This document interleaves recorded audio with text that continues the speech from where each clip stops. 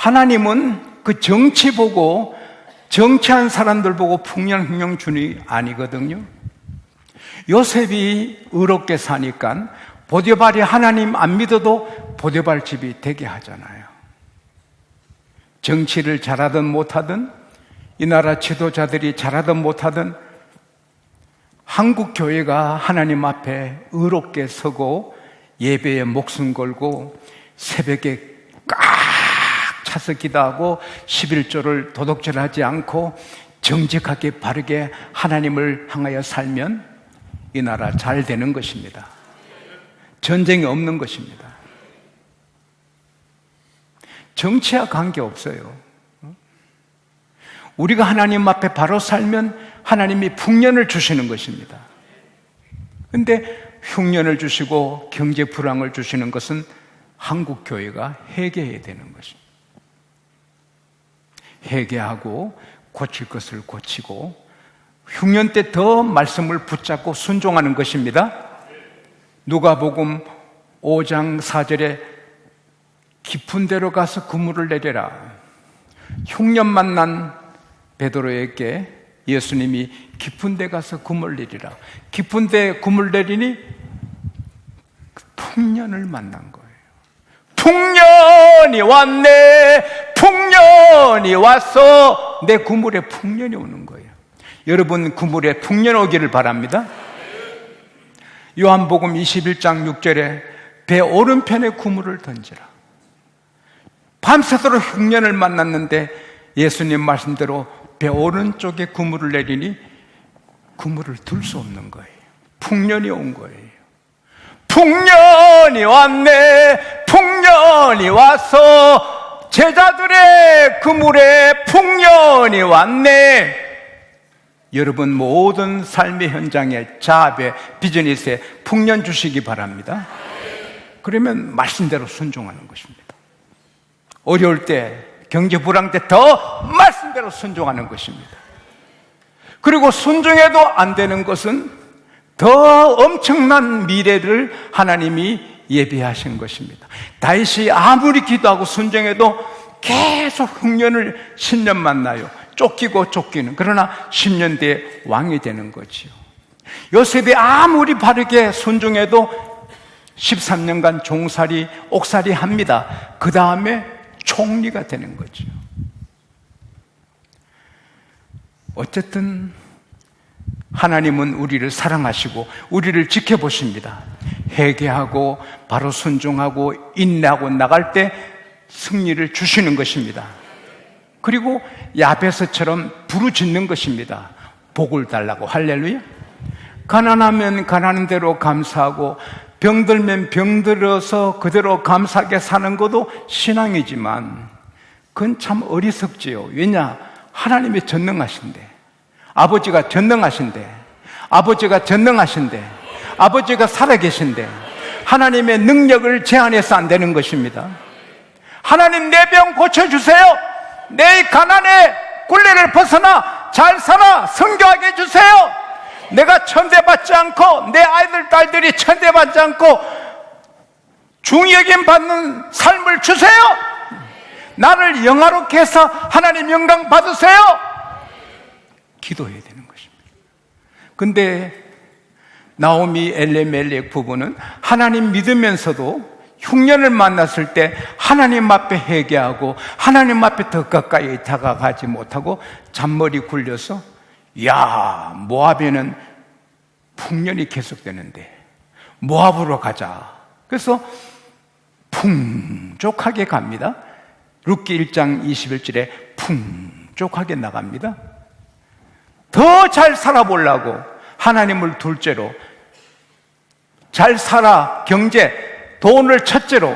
그래서 모압에 갔는데 남편이 죽어요.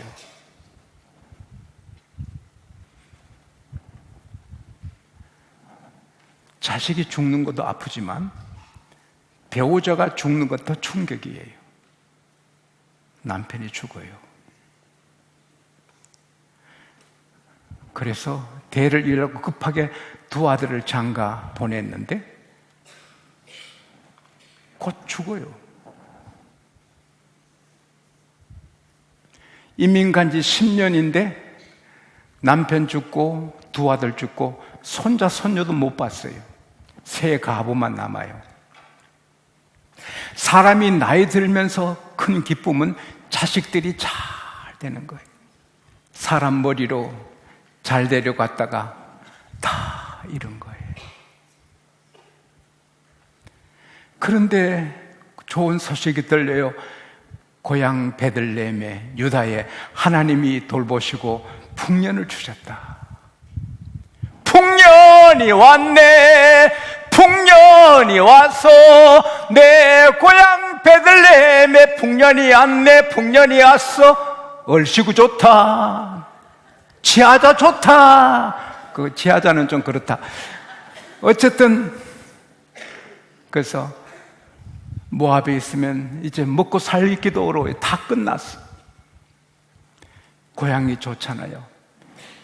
비비될 때가 있고, 얘들아 내 고향으로 같이 가자. 여기는 희망이 없다. 그래서 베들레헴으로 가는 거예요. 가다가 생각하니 자기는 베들레헴에 가서 살면 되는데 이 새파란 젊은 며느리들이 한평생 갑으로 어떻게 사느냐. 그래서 사랑이 지진을 일으킵니다. 얘들아 잠깐 서라. 너희들 친정으로 돌아가서 새 남편 얻어서 살아라. 너희들이 내게 하고 죽은 너 남편에게 한 것 하나님이 갚아주셔서 새 남편 얻어 이루받기를 원한다. 어머니 우리는 아니에요. 어머니랑 같이 갈 거예요. 어머니 백성에게로 갈 거예요. 아니다. 내 토중에 아기가 있냐? 그리고 나는 늙어서 시집 못 간다. 내가 오늘 남편 얻어 결혼해서 오늘 밤에 쌍둥이를 가진다 하자. 그 쌍둥이에 태어나서 자랄 때까지 너희들이 어떻게 살겠느냐? 고향으로 돌아가서 새 남편 얻어 새롭게 살아라. 내 딸들아, 그게 좋은 것이다. 그때 이 두 며느리가 막 울고 큰 며느리 오르바가 어머니 부디 건강하세요. 부디 건강하세요. 그리고는 작별의 키스를 하고 친정집으로 갑니다. 근데 룻은 가지 않고 어머니를 더 붙잡고 떨어지지 않습니다. 그 다음 이야기는 오늘 밤에 연속극이 열립니다. 여기에서 우리는 큰 교훈을 받게 됩니다. 베들레헴에 돌아간 나오미는 다 망해서 갔는데 동네 사람들이 알고는 야 나오미가 아니냐, 저건 나오미가 아니냐. 나오미는 기쁨, 희락, 행복, 하니, 엑스타시, 조이, 딜라이트 막 기쁘다는 게 나오미예요. 나오미가 나를 나오미라 부르지 마시오. 하나님이 나를 치셔서 내가 풍족하게 나갔는데 빈손이 되어 오게 했어요. 나를 나오미라 부르지 말고 말하라. 쓰디쓴 괴로운 자라고 부르시오. 그러나 베들레헴에 가자. 하나님은 나오미를 다시 피워주셔서 모두가 부러워하는 나오미가 되게 하시고 성경에 기록되는 거예요. 그럼 하나님 보시기에 나오미 어떤 점이 이뻤나요? 나오미는 사랑으로 살았어요. 비록 남편 잃고 두 아들 잃어도 신랑 잡아먹은, 남편 잡아먹은 며느리라고 하지 않고 11절에 My daughter, 내 딸, 12절에 내 딸들아, 13절에 내 딸들아. 시어머니인데도 며느리를 친딸로 사랑하는 거예요. 내 딸들아, 내 딸들아, 친정으로 가서 새 남편 만나 잘 살아라. 그게 더 지혜로운 거야. 내 딸들아.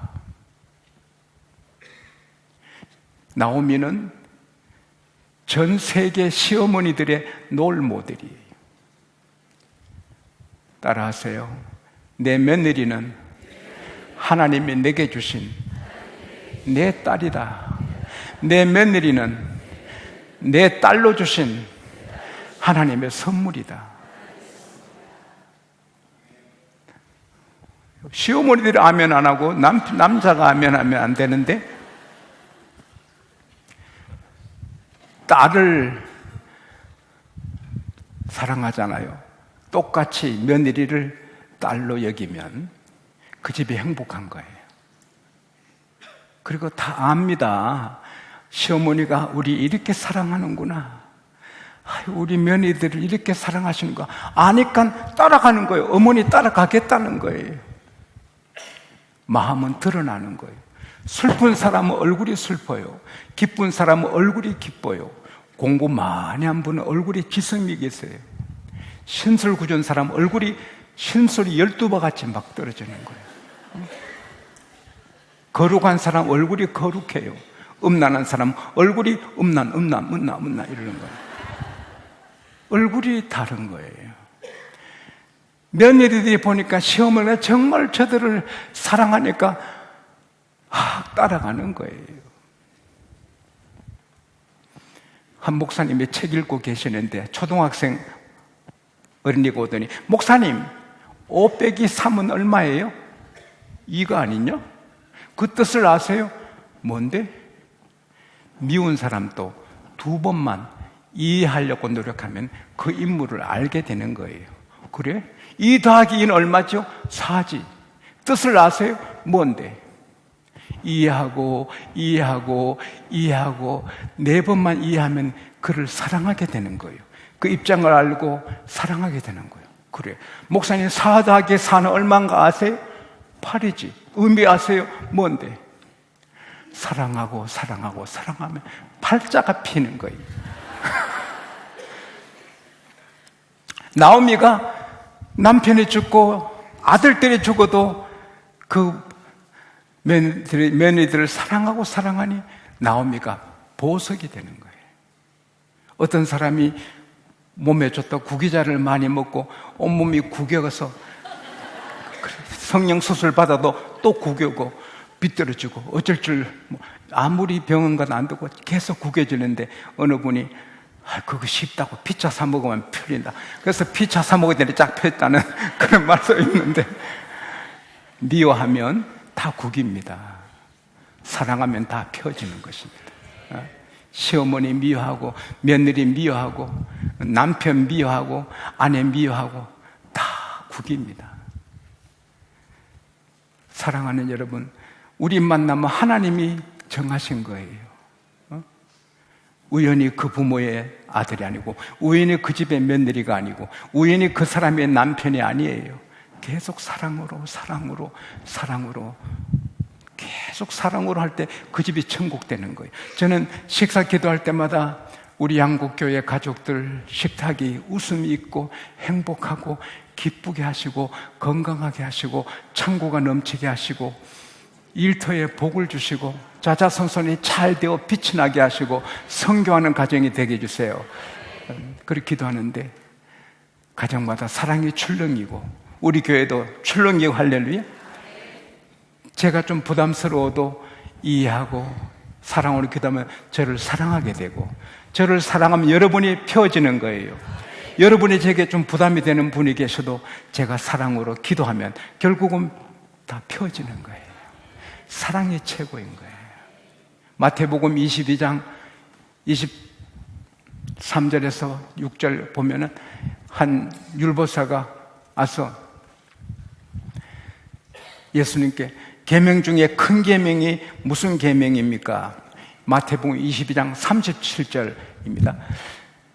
예수께서 너 마음을 다하고 너 목숨을 다하고 너 뜻을 다해서 하나님을 사랑하라. 이것이 크고 첫째 되는 계명이요. 너 이웃을 너 몸같이 사랑하라.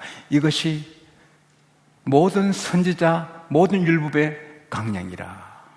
첫째 하나님 사랑하고 둘째는 사람을 내 몸처럼 사랑하는 거다. 서로 인사합시다. 서로 사랑합시다. 사랑합니다. 전화번호는 알려주지 마세요.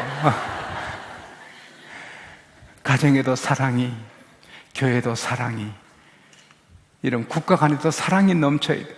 우리가 김정은 씨를 사랑해야 돼. 제가 자꾸 김정은 씨 한다고 어떤 교우가 제게 질문을 했어요. 그 악한 김정은한테 왜 김정은 씨라고 합니까? 그 사람도 회개하고 구원받아야 됩니다. 할렐루야. 일본을 사랑해야 됩니다. 용서하고. 일본과 경제적으로 싸우면 일본도 디메지를 입겠지만 우리는 추락합니다.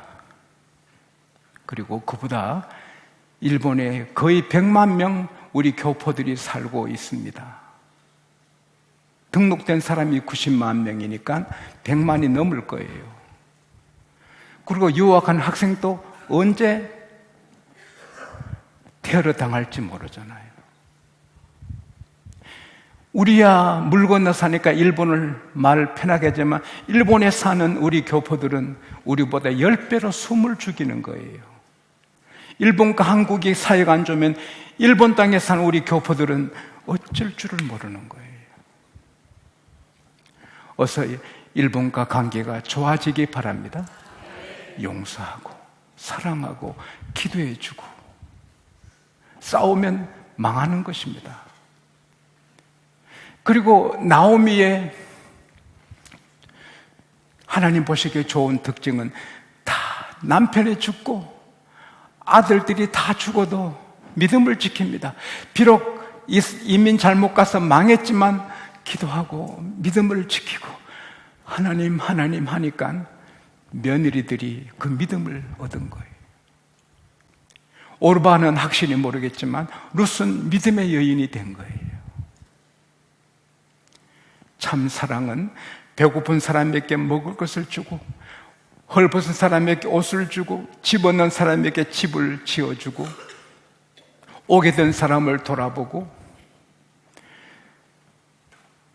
빚진 사에게 빚을 갚아주는 것도 사랑이지만 그건 템포러리, 임시적인 거예요. 참 사랑은 믿음을 심어줘 영원히 살게 하는 겁니다. 저는 영국에 프랑스에 돌면서 어찌하든지 한 영혼이라도 구원해 보려고 하나님 영광을 지키려고 애를 썼습니다.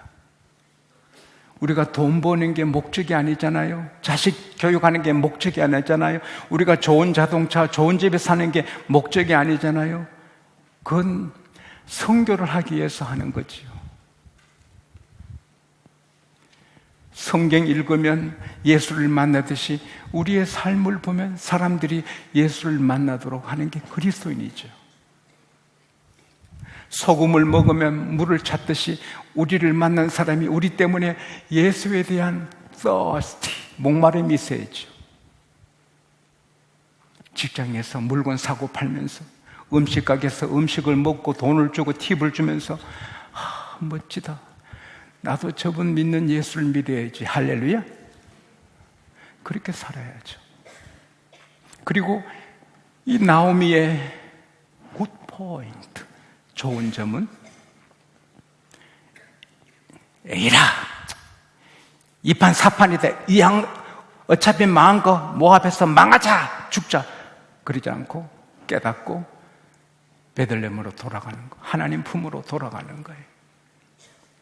다 망했지만 빈털터리로 그래도 돌아가면 하나님이 너 떠나갈 때 언제고 이제 오냐 저리 가 하지 않고 품어주시는 거예요. 장기 함께 방탕한 생활로 돈을 다 쓰고 거지가 돼서 돌아오는 아들을 아버지는 달려가서 입을 맞추고 기뻐하고 새 옷을 입히고 새 가락지 끼우시고 신발 신기고 아들로 품어주시는 것처럼 우리가 세상에서 뒹굴고 잘못 살고 음란하고 정말 부끄럽게 살아도 버러지처럼 살아도 주님께 돌아오면 주님은 용서하시고 품어주시고 회복시켜주시고 복 주시는 것입니다. 이사야 41장 14절에 버러지 같은 야곱아, 지렁이 같은 이스라엘 백성들아, 나 여호와가 말한다. 두려워하지 말아라. 내가 너를 도우리라.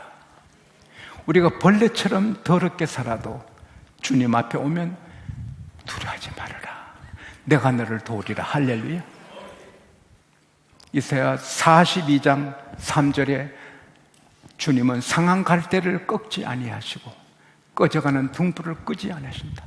상한 갈대 곧 꺾어지고 꺼져가는 등불 곧 끝나지만 주님 앞에 오면 갈대를 대나무처럼 세워주시고 등불에 기름을 부어 피어나게 하시는 것입니다.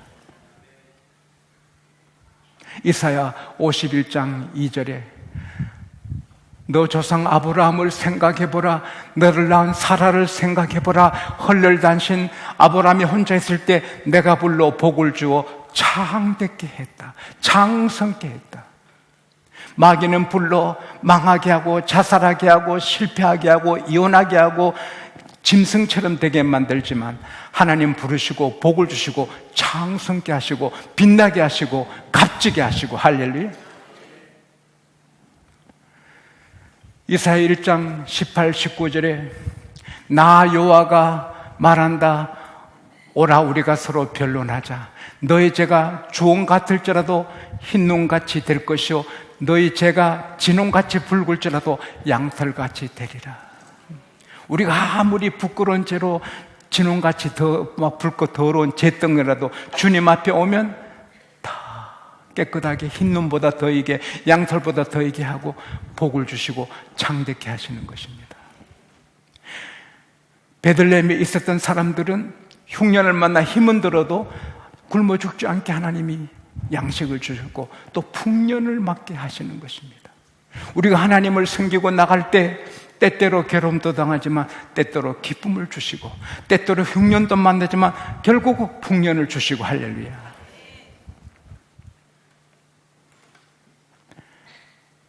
제가 4주 전에 서울에서 모 회장님 부부, 모 대학 총장님 부부, 저희 부부가 같이 저녁을 먹으면서 한 2시간 이야기를 했습니다.